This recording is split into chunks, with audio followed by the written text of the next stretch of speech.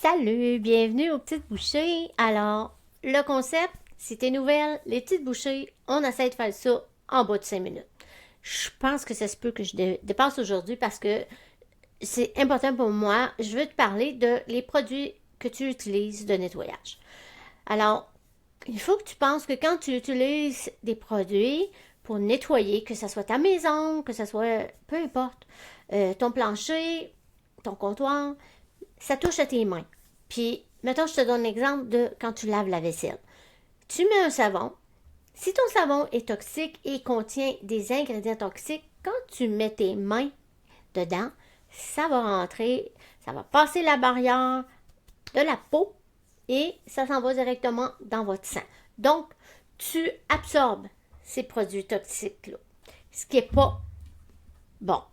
Donc, je te donne quelques noms à éviter absolument parce que vraiment, c'est des produits toxiques majeurs.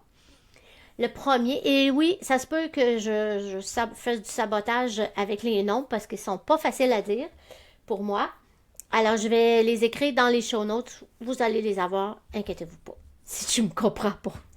Ou si tu sais pas comment l'écrire. Le premier, c'est le triclosan. Bon, ça, c'est un perturbateur endocrinien. Ce que ça veut dire, c'est que on soupçonne que ça va agir sur les hormones euh, oestrogènes et sur la glande thyroïde. Donc, si déjà tu souffres d'un problème hormonal ou de glande thyroïde, évidemment, tu veux éviter ça. Ça va perturber encore plus. Fait que tu prends un médicament, mais tu travailles avec des produits qui vont affecter. C'est super important. Un autre, parce qu'il y a plusieurs effets secondaires, mais je ne nommerai pas toutes, mais un autre avec le triclo... Merde, j'ai de la misère à dire. Le triclosan, c'est que c'est toxique pour l'écosystème aquatique. Donc, si tu as, mettons, je sais pas moi, tu as une belle rivière proche de chez vous, là, puis tu sais, ton aquatique, il se vide là, mais tu as des petits animaux qui vont boire, ben, ils vont boire ça. Donc, ça a un impact négatif sur la faune et sur la flore. Et il faut vraiment essayer d'éviter le plus possible. Et c'est encore pire si tu as un puits, parce que là, c'est comme, tu as un puits, tu veux boire de la bonne eau, mais tu renvoies dans l'eau de ton puits des toxines. Donc, le prochain que je veux te partager, c'est le chlorohexylenol. Donc, ça, ce que ça fait, c'est que ça peut provoquer des irritations chez les enfants sensibles. Là, on sait, là, on a en fibromyalgie. On sait qu'on est sensible. Il faut faire attention. Ça provoque aussi vraiment, quand tu es en contact avec cette substance-là, tu peux avoir vraiment des réactions allergiques. En plus de ça, c'est vraiment toxique pour l'environnement. Donc, dans le système aquatique qu'on appelle, il faut que ça soit utilisé avec prudence pour protéger l'environnement. Je suis pas sûre, mais bon. Le prochain que je vais te parler, c'est la méthylisothiazolinone. OK, ça c'est un mot de Scrabble. Il est super important lui aussi. Dans le fond, c'est que tu as des irritations cutanées ou oculaires. Tes yeux. Est-ce que ça t'est déjà arrivé d'ouvrir un produit pour laver, je sais pas, ta chambre de bain et que les yeux te brûlent après? Et voilà, c'est possiblement un de ces produits-là. Donc, c'est reconnu pour provoquer des irritations, notamment chez les gens qui ont une peau sensible. Tu peux avoir des réactions très sévères.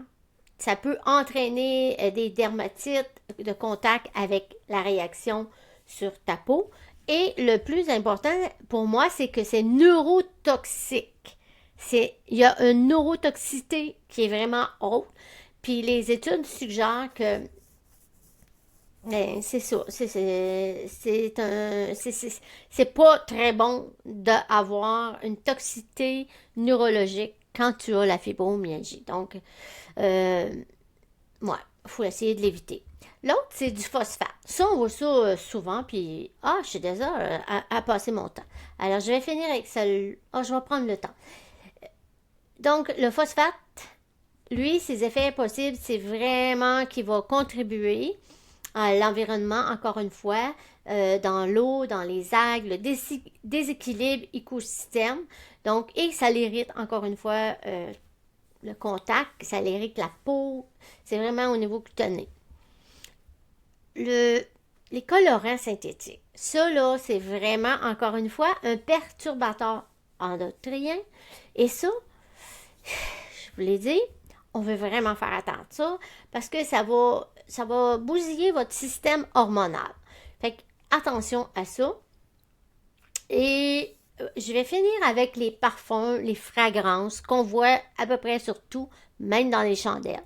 Attention, ça c'est responsable pour beaucoup de réactions allergiques cutanées, l'eczéma, l'urticaire et, ben oui, c'est encore un perturbateur endocrinien. C'est fou, hein? Donc, les parfums sont suspects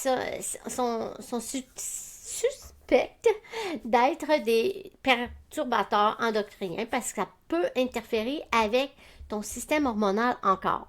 Donc, moi, je te dirais que si tu te préoccupes là, de ces substances-là que je viens de te dire, ben, achète un produit qui est transparent.